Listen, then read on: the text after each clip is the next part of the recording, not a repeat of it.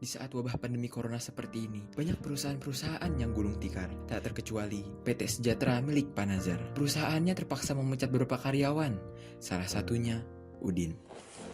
Ya, mohon maaf Dava, hari ini hari terakhir kamu bekerja di perusahaan ini. Tapi Pak, kenapa tiba-tiba banget ya Pak? Mohon maaf sebesar-besarnya, tapi ini sudah jadi kebijakan di perusahaan. Baik Pak, kalau misalnya begitu keputusannya, terima kasih atas kebaikan yang Bapak berikan. Saya izin pamit dulu Pak. Baik, hati-hati di jalan ya.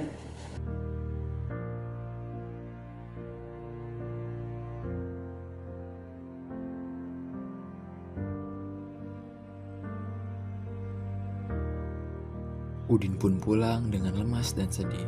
Sesampainya di rumah, ia mendapat telepon dari teman baiknya, Maimunah.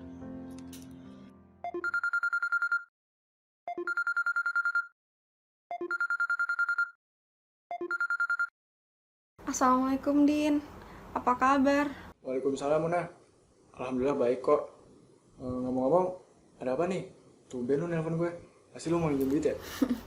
Tahu aja lo Din, kan jadi gini. Sejak Maret kemarin, gue udah gak ada penghasilan. Keluarga gue juga udah bingung. Buat sehari-hari aja gue pusing banget Din mau cari kemana lagi. Kalau boleh, gue mau pinjem duit sama lo. Oh, gue turut prihatin ya atas kondisi lu sekarang. Semoga keadaan lu cepet baik. Kalau minjem uang, nanti gue usahain lagi ya. Nanti kalau gue udah dapet, gue kabarin lu lagi.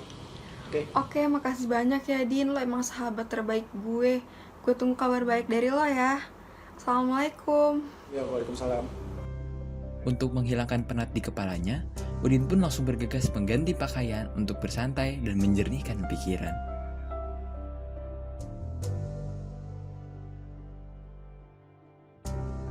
Tetapi, Udin masih bingung harus berbuat apa terhadap Maimunah. Lalu, ia menelpon temannya, Fatia dan Asep untuk menceritakan musibah yang sedang menimpanya. Assalamualaikum, Fatia, Asep. Waalaikumsalam, ada apa nih Din? Gue mau cerita nih.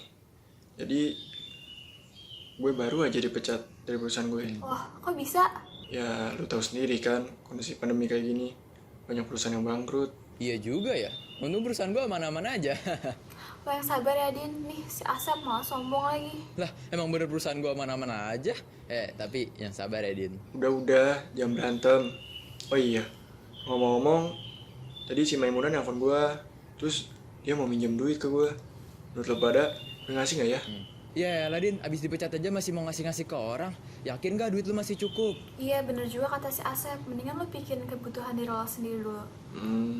Ya udah deh. Makasih ya atas saran kalian ya. Ya udah. Assalamualaikum. Sama-sama, waalaikumsalam. Setelah menutup telepon tadi, Udin masih merasa ada yang mengganjal. Karena dalam hatinya, ia kurang puas dengan tanggapan yang diberikan oleh Fatia dan Asep tadi. Ia pun menelpon temannya yang lain, Zara dan Kinan. Gue mau cerita nih. Jadi, gue baru aja dipecat dari perusahaan gue. Astagfirullahaladzim.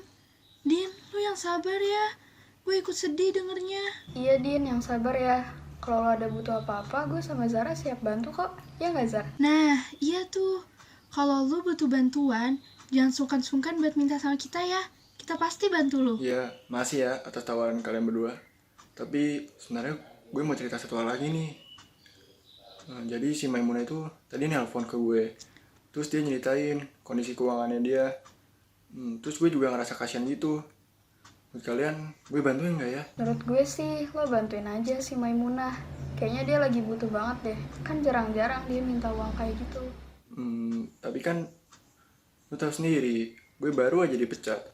Makanya gue bingung nih, mau bantuin atau enggak. Iya, gue ngerti posisi lu sekarang, Din. Tapi percaya deh, Allah itu gak pernah tidur. Pasti dia tahu apa yang udah lo lakuin dan bakal dibales sama pahala yang berlipat ganda ataupun kebahagiaan yang pastinya lebih besar nantinya. Jadi menurut gue, kalau lo emang mau ngasih Maimunah, kasih aja. Nah, bener banget tuh kata Zara. Lo juga pasti pernah denger kan kalau Allah akan mengganti sedekah hambanya berkali-kali lipat.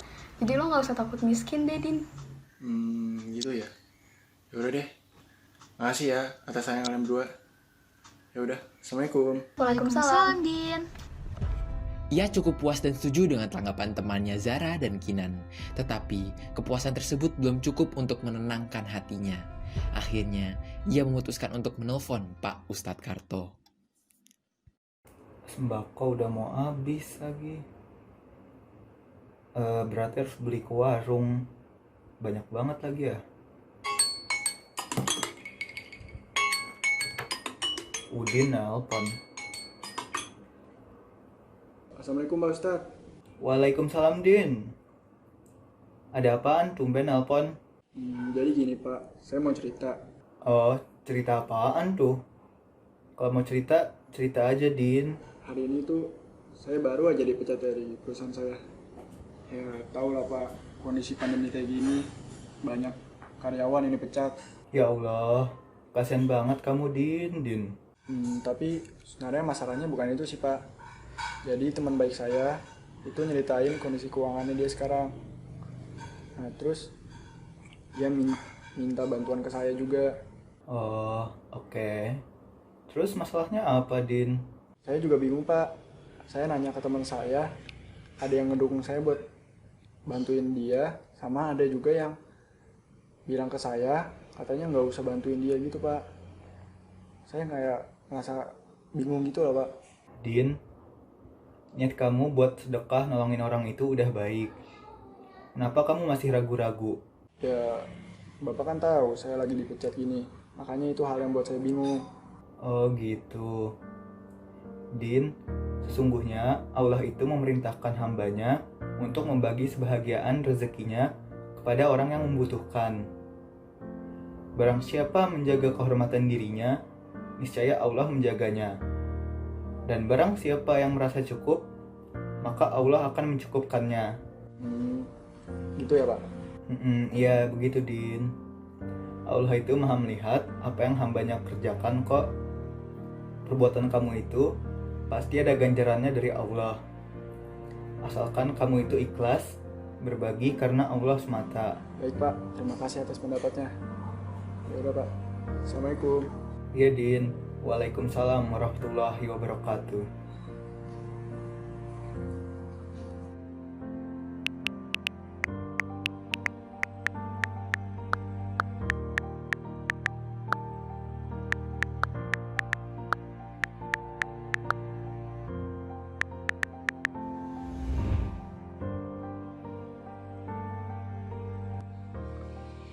Assalamualaikum Maimunah. Salam Din. Oh iya, gue punya sedikit rezeki nih buat lu. Semoga bisa membantu kondisi keluarga lu ya. Alhamdulillah, makasih banyak ya Din. Semoga rezekinya makin melimpah, dilancarkan segala urusannya, berkah dunia akhirat. Ya sama-sama. Oh iya, gunakan uang ini dong bijak ya. Iya, makasih banyak ya Din sekali lagi. Assalamualaikum.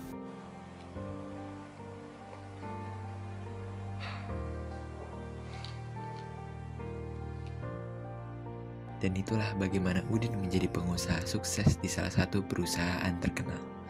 Sifat istiqomahnya lah yang mengantarkan dirinya kepada kesuksesan. Pendirian teguh Udin untuk selalu bersedekah apapun kondisinya. Meyakini dalam hati bahwa dengan bersedekah tidak akan membuat dirinya jatuh miskin, melainkan akan membuat dirinya semakin kaya dan merupakan sebuah tabungan untuk kehidupan kita kekal nanti di akhirat. Dan insya Allah sedekah itu akan menjadi tiket kita untuk masuk ke surganya Allah Subhanahu wa Ta'ala. Amin ya Rabbal Alamin.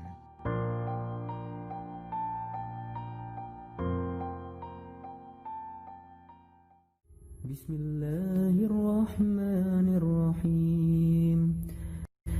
Innalladzina qalu rabbuna Allahu summa istaqamu tatanazzalu alaihimul